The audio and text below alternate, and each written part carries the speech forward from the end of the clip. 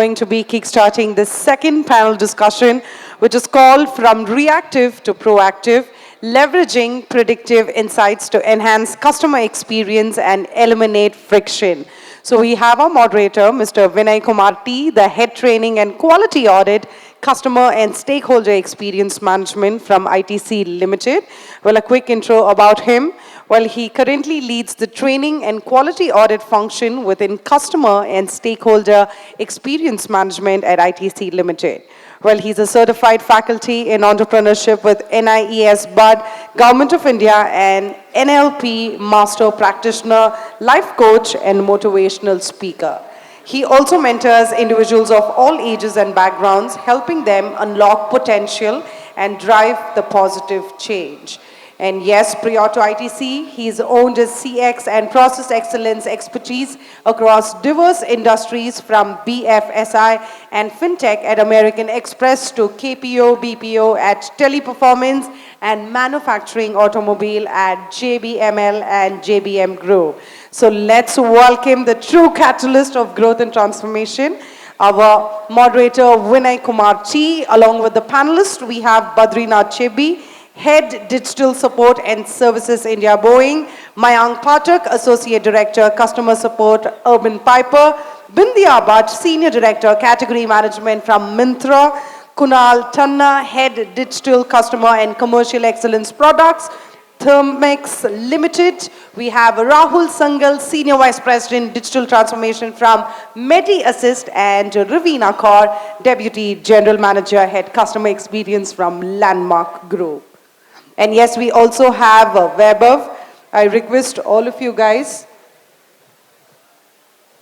Okay, so we also have Vaibhav from Tata Tail Business Services. Let's have all of these lovely panelists along with our moderator to kindly take over the stage for all of us. Let's have a big, big round of applause to the audience present. Let's welcome them with a big hand and over to the moderator. Very good afternoon to all of you. I think the panel one has already set a good tone and the bar. So just a quick show of hands.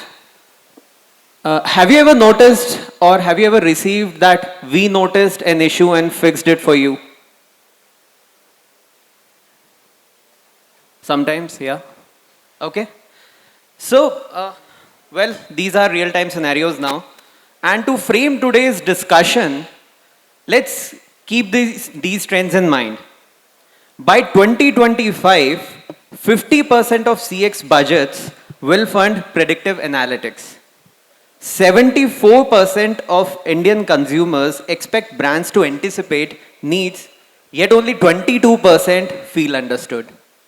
And most importantly, a 10% friction reduction delivers a 1-point upliftment in NPS.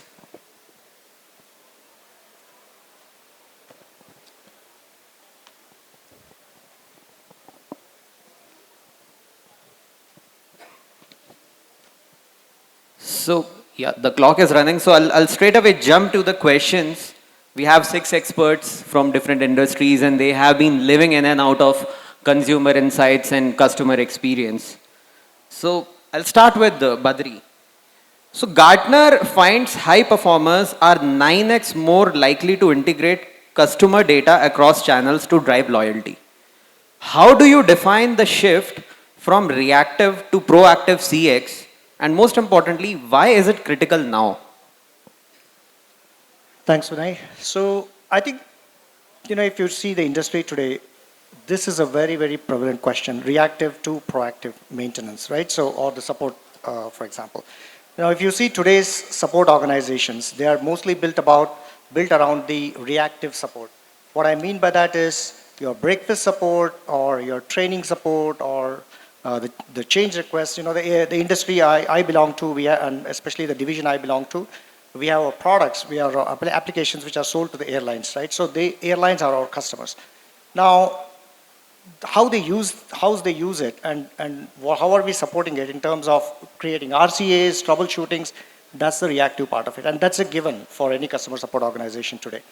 Now, what is important and what is expected from the customers, especially in the airline industry I'm talking about, is the premium support, right? Now, everyone looks for premium support.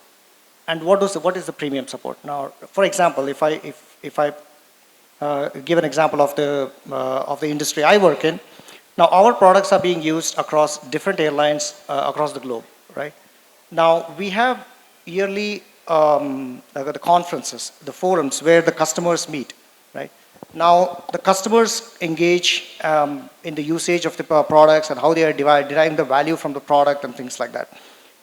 That's where, when they come back and talk to us in our respective support teams, they expect a lot from us, and that's something which is very important for them from the premium support. Because somebody let's say, for example, a Delta or a American or a Lufthansa could be deriving the best value out of the product, which is the same product which they are using here. For example, let's say Indigo or Air India, right? Now, they will expect that kind of a knowledge coming from our support engineers who are supporting those customers, right? So, and that is the premium support they're looking for, right? So we have to engage in a proactive approach to see what kind of health checks we want to do, right? Whether we really want to do a health check, when is the time for the health check, go there and do the health check, and not just doing the health check, give them the right recommendations, which can bring the best value of usage of our products, and then follow up on it. It's just not doing the health check and getting out of this door. We need to follow up on the recommendations, actions, bring it to closure.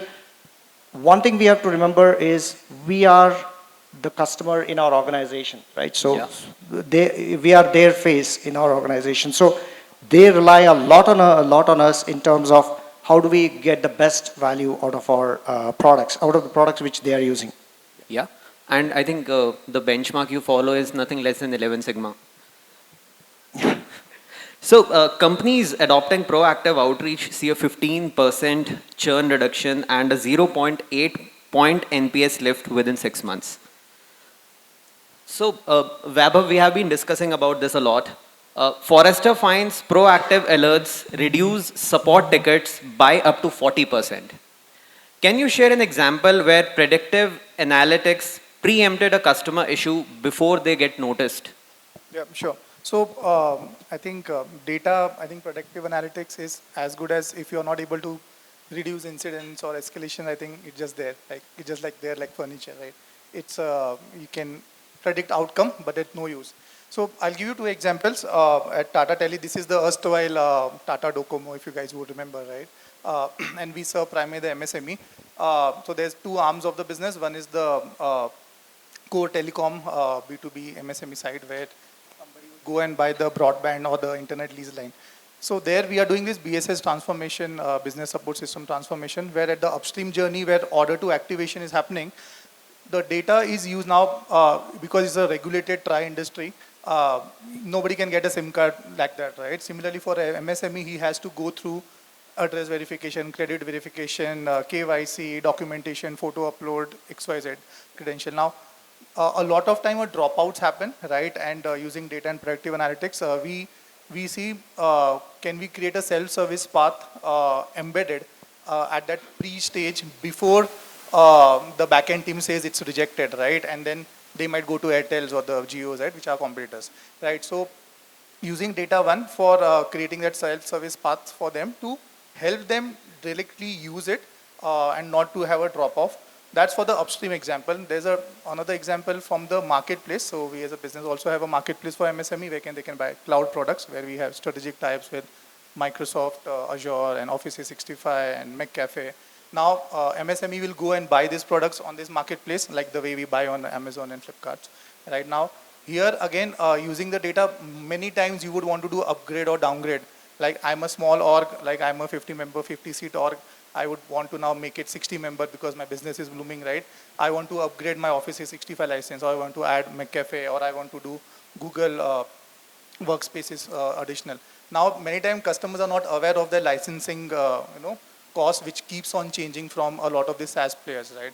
A lot of time, even the renewal times they are not aware of, because and these are all very critical business continuity tools, right? So again, using those data to eliminate incidences so that they don't get like a shock later, okay, why my system is not upgraded, why my new additional licenses are not happening. So using data to understand is this predictive behavior which will happen is where we use a lot of time the data to reduce incidences. Yeah. Yeah, I completely agree with you. I think preemptive acts sometimes can also be compared to special forces, doing a surgical strike and Yeah, it can. eliminating the real troubles. Sure. So, and I was just going through a fact that a German utility preempted 1,200 outages annually by monitoring sensor telemetry, and their support calls dropped by 40%. Wow. Yeah. So, coming to Kunjal, Temkin Group reports AI-driven chats routing slashes first-time response times by 60%. What roles do AI and machine learning play in spotting early signs of friction at scale? Okay, I think that's an interesting question. So first of all, friction can be of various kinds, right, in the customer experience journey. It can be confusion where users don't know how to navigate, how to use the product. It can be frustration or dissatisfaction, when there are multiple issues with the product or your platform is working very slow, you have to do multiple clicks. Or it can also be disengagement, where I think the customers feel that, this is not relevant for me or this is not easy enough for me. So I think there are different types of friction. Now, for each of this friction, there is huge amount of data that we generate today. Starting from, say, the behavioral data on how the customers are really navigating through your apps and, portals and utilizing your products to say, all the chats and social media and, all the conversations that get generated across the board, including, say, some of the calls with the customer service teams, etc. Right? Now, what AI can do is AI can analyze this vast amount of data, bring all of these together in one umbrella, which I think a human cannot do, and also, provide you to a certain extent a real-time insight, which again is not possible by human. So for example, you can do behavioral analysis and clustering and classification of different user journeys on users who are struggling to utilize the platform or who are currently not happy with your product. Similarly, in the space, and I come from the manufacturing background, so for us, the industrial assets are very important, and the majority of the concern that the customer has is the asset should not break down, right? Because if they break down, there is a huge loss that they have to bear in a situation where they are operating a power plant and there is a simple turbine or a boiler fitted there, and even if that one asset goes down, the entire plant shuts down for multiple hours. So to avoid that kind of a loss, you can apply simple predictive analytics using machine learning algorithms to determine or predict that the certain equipment is not behaving as per the normal trend, and there is a possibility that it will break down. So these are the solutions or the precursors that you can apply to avoid that kind of a breakdown, right? And I think now a lot of other things have evolved with Gen AI, agentic AI, etc. So even analyzing, and I think this is something not being done a lot today. So we do a lot of sentiment analysis on text, but I think people have started doing the analysis on the voice, on the videos as well. So I think these are all different ways through which AI can help you identify those frictions early on instead of just having a chatbot which will be more reactive or responsive. Yeah, fair point. I think it also acts as a facilitator where we identify the issue and we can, install some Gamba Kaizens and Pokayokes. So, Ravina, there's a question for you. Zendesk data shows 79% of agents say AI copilots boost both empathy and efficiency. How can companies balance automated triggers with human intuition in proactive CX? Sure. Hello, everyone. Good afternoon. Um I think this is one of my favorite topics that I'd like to talk on. So I'm sure, Vaibhav, you'll be able to relate because I come from a background which is American Express. So we believe more of a human, touch point. Don't leave home Yeah, without it. yeah, touch point rather than, an automation in place. So my take on this is, uh, you know, I would say you'll have to train your uh, bots to be human, effective, and your agents to be more of a tech savvy, right? Because when you equip your agents with AI powered tools like sentimental analysis like how Kunjal said, also about your customer journey. They are well prepared and they know what has to be spoken to the customer, right? With my knowledge and experience, I would say that your basic queries can be handled via automation, but your complex situations or your complex queries or escalations is something that has to have a human intervention. Uh, because that's the connect that you have with your customers, and that's where they feel valued and they have a great experience from your product or your organization. So also, I would like to mention that, build automation in such a way that your customers don't get trapped in a bot loop. Um, However, you have a strategy that you build as a proactive CX, wherein you build a seamless, escalation paths for your customers. And another thing is you learn, proactive CX is again, but learning with your, feedbacks or customers, what they talk about you. So some may like an automated approach, but, I would say personally me, I would like, a human intervention or a guidance. Yeah. Yeah, quite the likes of Amex. I hope Rahul also joins us soon because the conversation is getting channelized towards very interesting direction. Mayank, BCG finds cross-functional CX pods launch proactive features twice as fast, reducing time to market by 40%. Which roles, just like data engineers or UX designers or even frontline leads, according to you, are essential in your proactive CX framework? I think, yeah, that's a really interesting question. And like from the word cross-functional, it actually takes me down to a very key element of any initiative, which is collaboration. Um, Within customer service, like, yeah, your each and every initiative should be well collaborated across the organization so that it delivers the right purpose. Talking about predictive analysis, I think it should just start with the customer service team as well, because I think other than any other function, unlike any other function, I think we spend our maximum amount of time interacting with the customers. Like it's being, for example, let's say an agent working 8 hours, 9 hours in a shift. I think his whole day just goes in interacting with the customer, and I think this team holds a huge data set itself, like which translate, okay, like this is the customer sentiment. So I think leveraging that data set, moving forward to the data and analytics team for sure, because it's them who provides us with the right insights, the alerting mechanism, the dashboards which they have built for different various functions to take these conscious decisions that helps to leverage this initiative. Also the marketing team, in my opinion, so I think my opinion is like rather than marketing just the product of your company, you should also market the services of the company. For example, if the customer service team is actually engaged in building something really cool stuff with predictive analytics, I think that can be your unique, that USP that you can pitch to your customers, so that they also realize that like, okay, these are, and even you should market the team of your organization, because that gives the right confidence to the customer, or like signing up for your services or product, that hey, these are the guys behind the product or the services which I'm opting for. So yeah, in a nutshell, I think these are the like top functions which is coming in my mind, like when it comes to cross-functional collaboration. But yeah, like essentially, collaboration is the key for each and every initiative within the customer service function. Yeah. I think Thanks. that's a fair point because it also brings homogeneity and it reduces friction and heterogeneity. Fair point.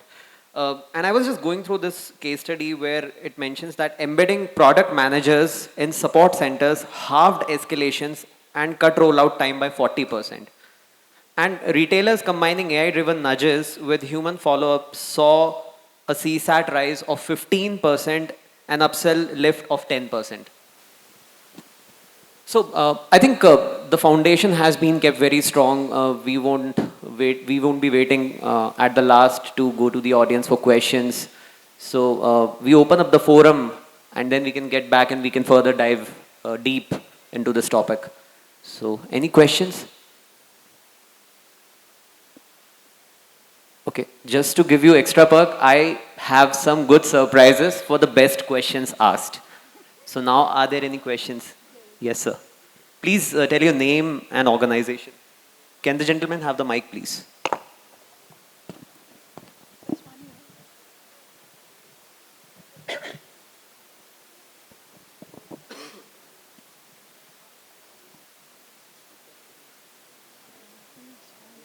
So yes, I guess we have two goodies, right? For the people who ask two yeah. best questions. Yeah. Yes, we have two goodies, right? So please ask your questions. I can see Rahul is also coming. Rahul, please join us.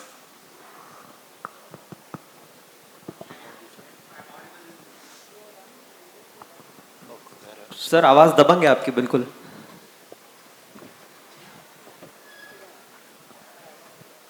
Hi, I am Nitin Gildial. I'm the Director of Customer Operations for HealthEdge. So again, it's just a generic question I have, and this is something that you see in day-to-day life, that overuse of chatbot, right? Like airlines, they're introducing these chatbots, and these are insane, slow, does not give you the right thing that you want, right? So my question is, does the overuse of these chatbot really is logical, right? Where you do not have that engagement, the human engagement, and whenever you're talking to, you have some sensitive queries, right, around hospitality, something, and whatever, and you want to really connect with a human as soon as possible, and you are denied. Is that fair enough? Can I answer that? So, I work in healthcare, and since you said hospitality, healthcare also is largely hospitality these days. When you go to most of these hospitals, the 5-star hospitals that you have now. We process health insurance claims for the entire country. There are 25 crore lives that are serviced by us, right? Out of maybe about 60, 70 crore Indians that are insured, 25 crore of them are serviced by us. Now, you rightly said that, overuse of these chatbots has been very, very demeaning for most of the customers. And hence, because it's a very, very sensitive thing when your people are getting hospitalized, we try to ensure that every single individual who is trying to reach out to us gets to speak to a human right away. There are obviously other ways to get in touch with us, like a WhatsApp, etc. But we would make sure that every single individual has an access to speak to a human. Because when you have a loved one who is waiting to get admitted to a hospital and you are chatting to a bot, you certainly, will only increase your own temper and you'll get far more frustrated than you already are. And hence, at that point of time, it's imperative that you get to talk to a human. And that's what we try to do. Every single individual has a chance to talk to a human in less than a minute at Mediasis. That's what we try to aspire for, and that's what we continue to do. Yeah, I think just to add, right, it's like FOMO. Now, chatbots were the trends before, now it's Gen AI, and now it is agentic AI. So somewhere, it all comes down from, CXOs also, that everybody is, telling their teams that let's implement this. But many times it's our job to, push back and say where it is valid versus not valid. And adding a new channel technically might be very easy to create a bot, but then it still requires some understanding, back-end process, data and intelligence to make it effective and, useful for the end users. So I think, to me, we should be that gatekeepers who decide and say this makes sense to apply AI versus this can be done with basic statistics or, just a human interaction, right? So I think that's what my take.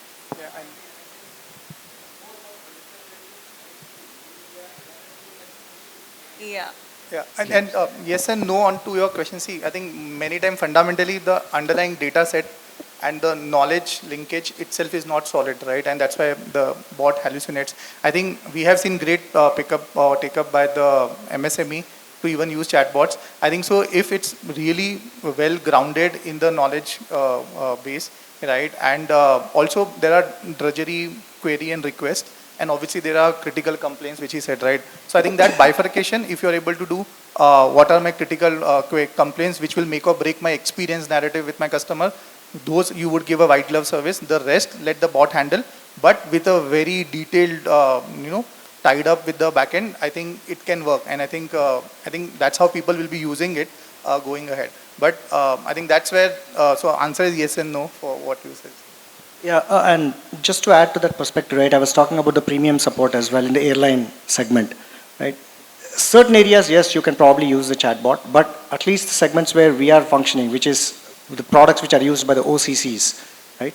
We definitely cannot use it because the OCCs, we give them the 24/7 hotline number. They need to dial in, they need to tell their problem, and we need to fix the problem right there. Otherwise, there is a direct impact on the operations. So there are certain segments where you can probably use the chatbots, but at least in our segment in airlines, especially catering to sensitive divisions like OCC, I don't think that's an option at this point in time. I think I can just conclude it with a point that we should also think like what purpose these chatbots are actually fulfilling. If the chatbot is deployed with the purpose of replacing human, then yes, it might not work in your favor. But if the purpose is that, okay, let the human do something more productive and let the chatbot handle the basic queries, I think that will solve the purpose and it won't hamper the customer experience as well. Yeah, fair point. And I think the prompt and feedback also plays a very important role. And I don't think so. Most of us even utilize that feedback facility provided by those chatbots. So I think somewhere the responsibility lies with us as well. I think the gentleman has a question. Yes. Okay. Go ahead, sir. Hello. I'm sorry. My name is Subbaraj. I am a director in data analytics, Wipro Technologies. To add something to the previous conversation about the use of chat boxes in wherever you wanted, I think. So one thing what I'm thinking is this AI, agentic AI, this is not matured enough in all the areas and is still at the maturity stage. And my question here, I can give one live example. So I received a credit card from HDFC, which is very known, and I tried to enable that one. I tried to go and use the chat box 15-20 minutes I tried, did not work out. Finally, I picked up the phone. Within a minute, I was able to get the customer service. He said, "Sir, I send you the link, just click on, it will enable." So this is the maturity level. I think that's what we are seeing, and the journey, the agentic AI journey, or AI journey, is journey started. It's not mature enough to spread across all the areas. So that's what my opinion. I think the people can comment on it. Sure, that was more of an opinion, but thank you so much. Yeah, the gentleman has a question. Hello.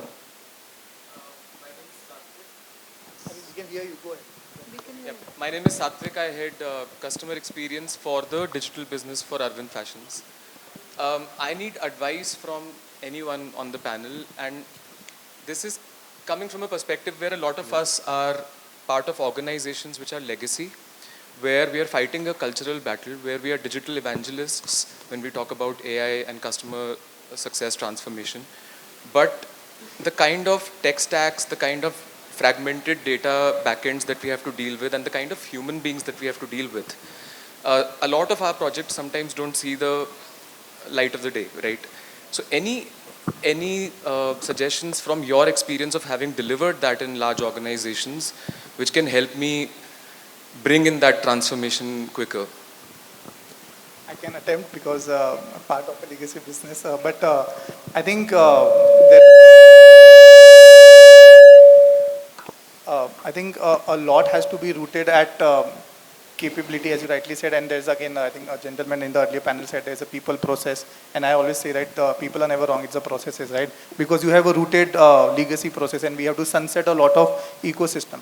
I think the core problem first and not the technology first, that should be the point of view, right? What is the problem objectively you are solving? Then AI could be the root or it could be the people. Right now, one solid fundamental tech team or CIO team based kind of having that agile pod, delivery, everything, right? You would also need to galvanize the entire org where you need to have a kind of, CX socialization arm, right? Where you really, and this is more of a culture, we actually don't take this seriously, but CX transformation is actually not just building great tech. People won't use it. It's like operation successful, patient died, right? If you don't use the entire tech which you are building, right? If the employees don't use it for the benefit of the customer, it is as good as useless, right? So you would also need to do a kind of CX socialization to really, then there should be also a CX capability arm where you also train them on, show them the use cases, what is happening, get the best speaker outside in, right? Where they start their mindset change, right? Now, these are a softer aspect, right? At the harder aspect, obviously, maybe coming it directly from the top down, not many times people will buy in what you want to do unless it is coming from the biggest the maybe the CEO or the MD of the org, right? So these are the softer nudges, I think, which you would need to, and also bringing this CX transformation projects ownership across all the CXOs, right? Putting it in their KRA KPIs. While we say this, CX is a great, but then again, putting the right accountability and attribution, that's where again data use is used, right? Identifying those powerful metrics which you can embed and building those bridges with these CXOs to put it into their KRA KPIs. You as a CX head would have to talk to these CXOs, put 10-15% in their KRA KPIs, yes sir, aap karne wale ho, and then automatically things will move. So yeah, a softer, harder carrot and stick kind of approach. Yeah, but that's the 2 cents. You said Arvind Fashions, right? So as Weber rightly said that, unless Mr. Lalbhai goes and tells, all of the people who are reporting into him that this is what you have to do, it's not just going to budge. I mean, I've been a part of as many different legacy organizations myself, and it's a slow burn. Honestly, it's a very, very slow burn. And as much as you might want to do and try to convince people, finally it really has to come from the top, as Vaibhav said. I mean, perhaps you'll have to try to convince the big boss first, and then the big boss tries to convince the other people. And I think that's a fair point, and we should also define our approach keeping in mind that what our organization will be doing probably in 2030, just like a sustainable approach, quite similar to how we plan for UN SDGs. Because that will give you a better clarity on intent and approach. And there's this very thin line between suggesting and imposing. So we need to get a clarity on that as well. Fair point. Yeah, any questions, please? Yeah, 2 questions. Fair enough. Yes, ma'am.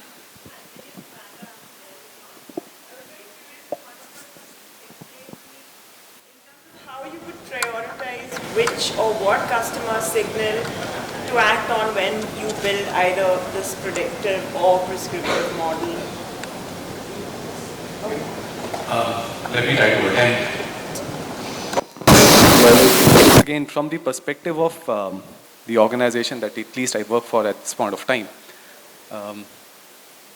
all of the policy holders that we have would try to get in touch with us for the claim status, right? You've already spent some money at a hospital and then you want to know that when will you get your reimbursements. More often than not, whatever we might ask for, the reimbursements are usually lower than what we have asked for, right? That's typically how it is. And never ever would people be able to understand that why has a deduction happened. Which is why what we've tried now doing is that for every single reimbursement claim that comes for us for adjudication, as soon as it is adjudicated/processed, we reach out to a customer saying that, you asked for ₹1,00,000, we are only going to pay you 80,000, and these are the 4 reasons why 20,000 are being deducted. Do you agree or you disagree? If you agree, we go ahead with the payment. If you disagree, we reprocess the claim, right? Out of 100 such requests that we send out, there are 3% people or 3 people who are disagreeing with us, and we are now reprocessing the claim. That certainly is a predictive thing that we have started doing. Nobody had ever asked us for it, but we started doing that. Right? Secondly, in terms of the patients getting discharged from the hospital, typically the wait time is anywhere between 2 hours to 6 hours, right? And as I said, that nobody has ever done anything in terms of the medical bills that are being generated. As a patient, as a policy holder, you've got nothing to do with it, right? Either the hospital or the benefits administrator, at max the insurer, is typically in a conversation in trying to understand what should the bill for you be, depending on your length of stay, depending on the hospital, depending on the treatment that you've had. And hence, again, we've tried to build something which is again very, very predictive, which tells you that if you get admitted to a Manipal Hepal, which is right next door, for let's say a knee replacement surgery, for the length of stay that you have had, for the policy that you hold, your bill would be close to about 1,45,000 rupees. That 1,45,000 rupees, with the insurance policy that you have, will cover you for 1,35,000. The balance 10,000 rupees, are you willing to pay and walk out of the hospital? If you pay 10,000 rupees to Medi-Assist, we let you walk out of the hospital without paying anything else. If the final bill generated is 1,50,000, we'll ask you for 5,000 more. If the final bill generated is, let's say, 1,40,000, I'll pay you 5,000 back. Think of the amount of time being saved for as many different customers across hospitals in this country every single day. 20,000 customers are availing this facility every single month from Medi-Assist. Again, a very, very predictive thing that we've been able to solve for. So how do we do this? We try to understand what are the pain points for the patients. Where can we really solve for? Is this a use case worth solving for? How many people are getting impacted?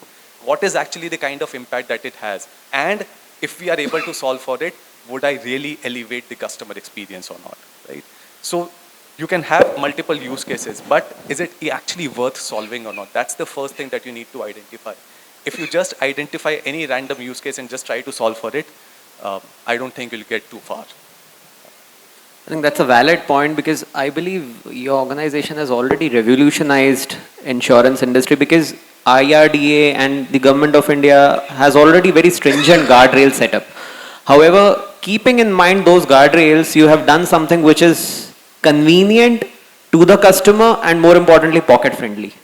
Just to, I think typically democratizing CX at basic hygiene should be first step. We always go behind key segment, micro, mini, whatever segments we'll try to chase and give exceptional service. Step one should be democratizing basic hygiene CX, whatever metrics are running. Step two is identifying these key segments and then working, like we have micro, mini, large SMEs, then building their journeys separately, right? But many times there would be silent sufferers in your, which will be killed in your, once you define a standard CX layer, which is saying, right? Yeah. Perfect. We'll have just one more question. Yes, sir.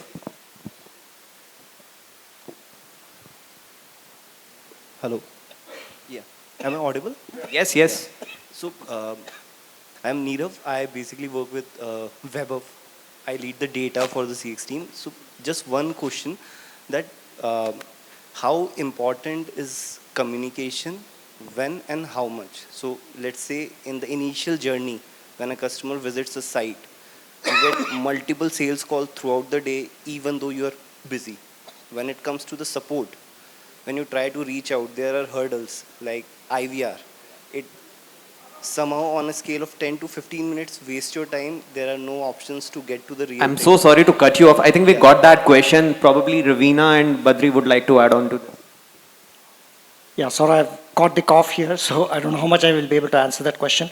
But communication is very important, right? So you need to engage with the customer to understand their point of view at every moment in time.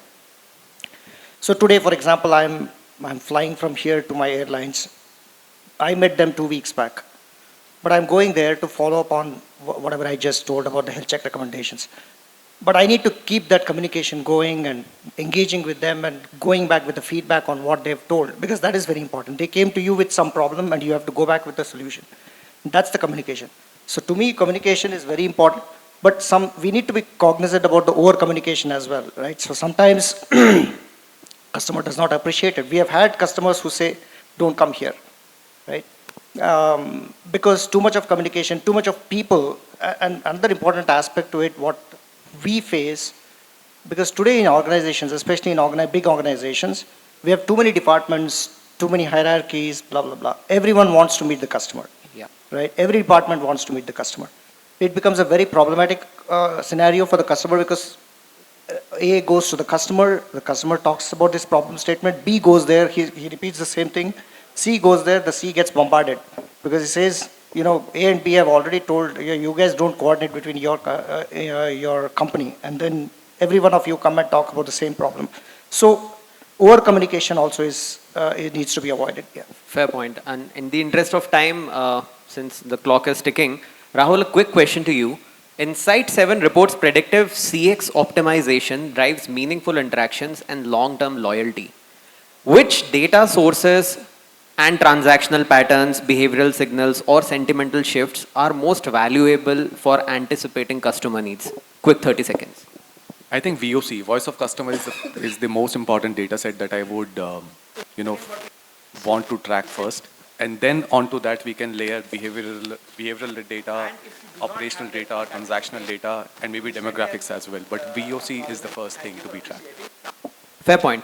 So just before we wrap up, I have a rapid fire for you all. Okay. Just a one word or a super short phrase. First thing that comes to your mind. So Badri, most powerful benefit of proactive CX? Well, credibility. Credibility. Okay. Rahul, which data source should teams invest in first? Said that earlier itself. Yeah. VOC. VOC. Okay. Vaibhav, top quality check for predictive models? I think Ethics and guardrails. Okay. Kunjal, most underrated AI capability in CX? I think with the previous panel discussion of omni-channel, right, I would say understanding or predicting customer intent across the different journeys. I completely agree with you. Ravina, essential human skill in a proactive model? So proactive CX is nothing but your tech, data, and your human skills.